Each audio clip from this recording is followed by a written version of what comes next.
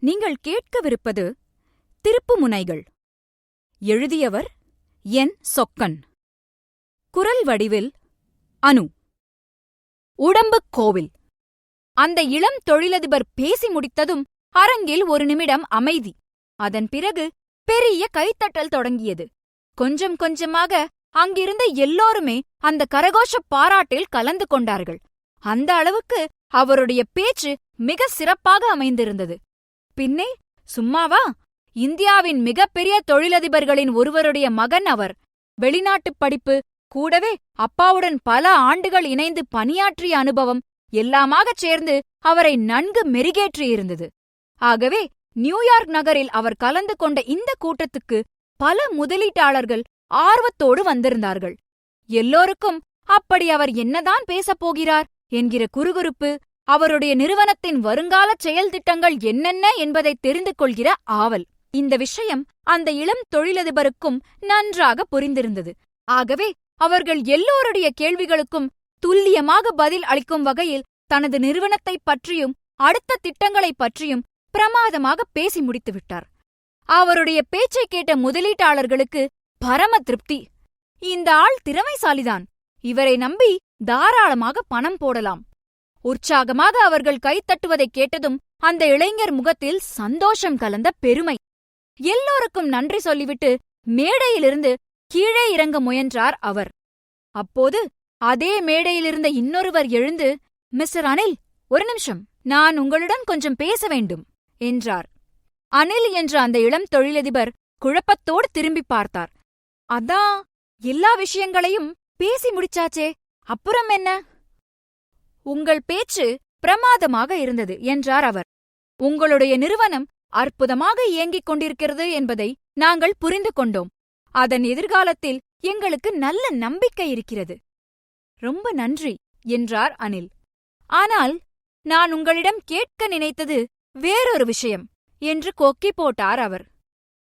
எதுவானாலும் நீங்கள் தாராளமாக கேட்கலாம். அனிலின் முகத்தில் சின்ன புன்னகை.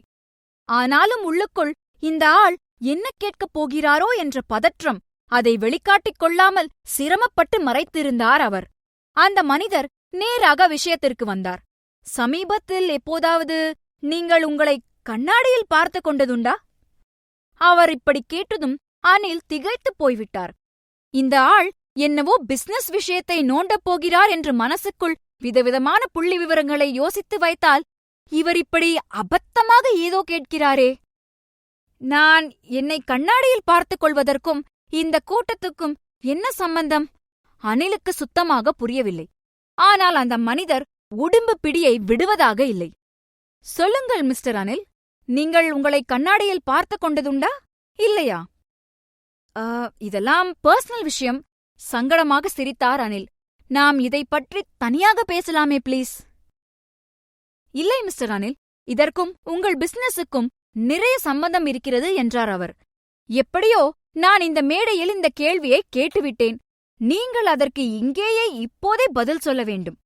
அனில் சுற்றும் முற்றும் பார்த்தார். அங்கிருந்த நியூயார்க் முதலீட்டாளர்கள் எல்லோருமே அவருடைய பதிலை ஆர்வத்தோடு எதிர்பார்த்துக் கொண்டிருப்பதாக தோன்றியது. இது என்ன தர்ம சங்கடம்? இந்த கேணத்தனமான கேள்விக்கு நான் நிஜமாகவே பதில் சொல்லத்தான் வேண்டுமா? அனில் யோசிக்க ஆரம்பித்தார். நான் எப்போதாவது என்னை கண்ணாடியில் பார்த்து கொண்டிருக்கிறேனா? இல்லை. அனில் இப்படிச் சொன்னதும் அவரை கேள்வி கேட்டு மடக்கியவர் திருப்தியோடு புன்னகைத்தார். அடுத்த முறை கண்ணாடி முன் நிற்கும்போது உங்களை நீங்களே நன்றாக உற்று கவனித்துப் பாருங்கள் மிஸ்டர் அனில். நான் ஏன் இந்த கேள்வியை கேட்டேன் என்பது புரியும். சட்டென்று தன்னுடைய உடம்பின் மீது யாரோ தீயை அள்ளி வீசியது போல் உணர்ந்தார் அனில். அந்த மனிதர் தன்னுடைய குண்டு தேகத்தை தான் சுட்டிக் காட்டுகிறார் என்பது அவருக்கு இப்பொழுது புரிந்துவிட்டது.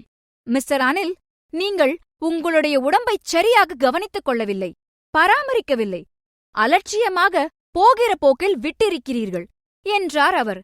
இப்படி உங்கள் உடம்பு விஷயத்திலேயே கவனம் செலுத்தாமல் இருக்கிற உங்களால் ஒரு பெரிய நிறுவனத்தை எப்படி பொறுப்புடன் நிர்வகிக்க முடியும்? நீங்களே கொஞ்சம் நிதானமாக யோசித்துப் பாருங்கள். சற்றுமுன் கம்பீரமாக தலை நிமிர்ந்து நின்றிருந்த அனில் இப்போது அவமானத்துடன் முகத்தை தொங்க போட்டுக் கொண்டார். மௌனமாக மேடையிலிருந்து இறங்கிய போது அந்த மனிதர் சொன்ன ஒவ்வொரு வார்த்தையும் அவருக்குள் முள்ளாக குத்திக் கொண்டிருந்தது. கூட்டம் முடிந்து திரும்பியதும் முதல் வேலையாக பாத்ரூமுக்கு ஓடினார் அனில். அங்கிருந்த ஆளுயரக் கண்ணாடியில் தன் உடம்பை புதுசு போல் பார்த்தார். ஐயோ, இது என்ன உடம்பா அல்லது கொழுப்பு மலையா? அவசரமாக அனில் தன்னுடைய எடையை பரிசோதித்துப் பார்த்தார். 103 கிலோ. இப்போது அவருக்கு மயக்கமே வரும் போலாகிவிட்டது. இப்படி கணக்கில்லாமல் பெருத்துக் கிடக்கிற உடம்பை வைத்துக்கொண்டு என்னால் எப்படி சுறுசுறுப்பாக பணியாற்ற முடியும்? சிறந்த தொழிலதிபராக பெயர் வாங்க முடியும்? உடம்பை ஒழுங்காக பார்த்துக் கொண்டால்தான் உயிர் வளரும், வியாதி வராது, நீண்ட நாள் வாழலாம், பல விஷயங்களை சாதிக்கலாம். இப்படி அத்தனைக்கும் இந்த உடல்தானே ஆதாரம். அதை சரியானபடி கவனித்துக் கொள்ளாவிட்டால் நான் பிசினஸில் ஏதேதோ சாதனைகள் செய்து என்ன புண்ணியம்? அந்த வினாடியில் அனில் ஒரு முடிவெடுத்தார். இனிமேல் நான் என் உடம்பை அலட்சியப்படுத்த மாட்டேன். அதற்குள் கண்டதையும் திணித்து அசிங்கப்படுத்த மாட்டேன். ஒழுங்காக சாப்பிட்டு முறையான உடற்பயிற்சிகளின் மூலம் இதை கவனமாக பராமரிப்பேன். அப்போதிலிருந்து அனிலின் வாழ்க்கை முறையே மாறிவிட்டது. அவர் அதுவரை நொறுக்கித் தள்ளிக் கொண்டிருந்த பண்டங்களெல்லாம் குப்பைக்குச் சென்றன. ஆரோக்கியமான உணவுகளை மட்டும் தேர்ந்தெடுத்துச் சாப்பிட்டார் அவர். அது மட்டுமில்லை, தினமும் அதிகாலையிலேயே எழுந்து ஓட ஆரம்பித்தார். உடம்பில் வியர்வை வழிய வழிய ஊளச்சதை எரிந்தது. எடை குறைந்தது. முன்பு எப்போதும் இல்லாத அளவுக்கு அவருக்குள் உற்சாகம் பொங்கியது. செயல்வேகம் பெருகியது. ஆனால் பரபரப்பாக ஓடிக்கொண்டிருக்கிற பிஸி வாழ்க்கையில் இதற்கெல்லாம் ஏது நேரம்? உடம்பு முக்கியம் என்று தீர்மானித்த பிறகு அதற்காக நேரம் ஒதுக்குவதா சிரமம்? ஒரு நாள் விடாமல் அதிகாலை ஓட்டம், மற்ற உடற்பயிற்சிகள், சரிவிகித உணவு, நொறுக்குத் தீனிகளுக்கு தடா என்று கட்டுப்பாடாக தனது வாழ்க்கையை மாற்றிக்கொண்ட பிறகு அனிலின் எடை 35 கிலோ குறைந்துவிட்டது. இன்றைக்கு ஸ்லிம் அனிலை பார்க்கிறவர்கள் அவர் ஒரு காலத்தில் 103 கிலோ மாமிசக் குன்றாக இருந்தார் என்று நம்பக்கூட மாட்டார்கள். சும்மா எடையை குறைப்பதற்காக ஓடத் தொடங்கி இப்போது மாரத்தான் ஓட்டப்பந்தயங்களில் கூட கலந்து கொள்கிற அளவுக்கு தேறிவிட்டார் மனிதர். அந்த அனிலை உங்களுக்கும் நிச்சயமாக தெரிந்திருக்கும். சுதந்திர இந்தியாவின் முக்கியமான தொழில் சாம்ராஜ்யங்களில் ஒன்றான ரிலையன்ஸ் குழுமத்தை தோற்றுவித்த திருபாய் அம்பானியின் 2வது மகன். ரிலையன்ஸ் கம்யூனிகேஷன் உள்ளிட்ட பல நிறுவனங்களின் தலைவர். இந்தியாவின் மிகப்பெரிய பணக்காரர்களில் ஒருவரான அனில் அம்பானிதான் அவர்.